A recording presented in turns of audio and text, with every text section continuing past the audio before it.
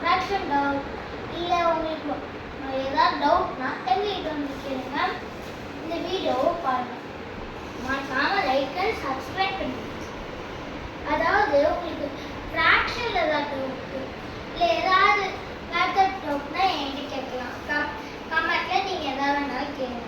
இதுவே 1/1 கம்பேரிட்டிவ்ல 1/2 கம்பேர் 1/3 அந்த மாதிரி இருந்துச்சுன்னா இது பண்ணுறேன்.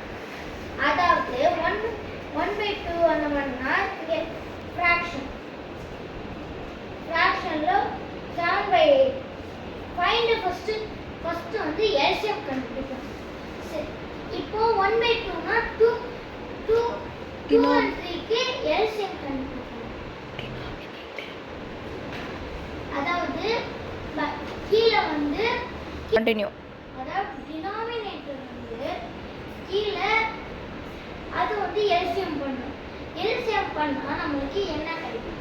அதாவது உங்களுக்கு 2 3 அதாவது எல்சிஎம் வந்து ஃபர்ஸ்ட் 2 டேபிளால மல்டிப்ளை பண்ணினா 1 வந்துருமா? 1 வந்துச்சுன்னா நெக்ஸ்ட் 3 பண்ணுங்க.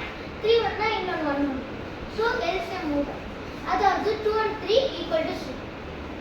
2 into 3 equal to 6. 6 ஆயிடுச்சா? இப்போ வந்து step 2 change into like fraction. அதாவது like fractionக்கு சேஞ்ச் பண்ணுங்க. இப்போ 2 and 3 அப்போ 1/2 into 3/3 equal to போட்டுக்கணும். equal to எவ்வளோ வரும்? நீங்கள் 3/6. ஸோ எல்சிஎம் கீழே வர நம்பர் தான் நம்ம போடணும். ஓகேவா? எல்சிஎம் கீழே அதாவது இப்போ நம்மளுக்கு 6 கிடைக்கும்னா வச்சுக்கோங்க. எல்சிஎம் அது எல்சிஎம் வர வரைக்கும் எல்சிஎம் வரதுக்கு நம்ம என்ன வேணாலும்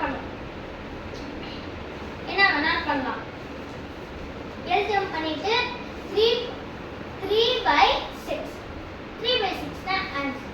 இப்போ அதுக்கு முடிஞ்சிச்சு. இப்போ ரெண்டாவது அதாவது கம்பேர்ல இது பண்ணுறோம். அதாவது 1/3 into 2/2 ஓகேவா? Equal to 2/6. ஸோ இப்போ ரெண்டுத்தையும் கம்பேர் பண்ணணும். Step 3 compare. ஓகே, இப்போ 3/6 சரி 3/6 பெருசா 2/6 பெருசா நீங்க கண்டுபிடிக்கணும். ஆக்சுவலி 2 அதாவது 3/6 தான் பெருசு. இந்த மாதிரி போடணும். போட்டிங்கன்னா ஆன்சர்